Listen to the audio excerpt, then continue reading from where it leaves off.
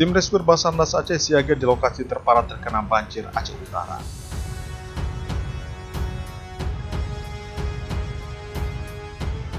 Dari laporan perkembangan situasi banjir saat ini, 6 Desember 2020 sekitar pukul 18.00 WIB.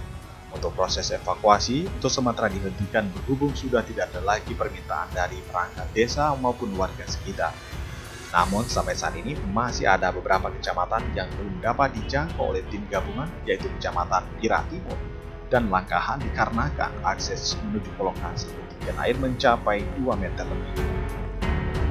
Melihat kondisi banjir tidak menutup kemungkinan evakuasi malam hari akan dilakukan kembali apabila ada permintaan dari perangkat desa maupun warga dari beberapa kecamatan yang terkena banjir.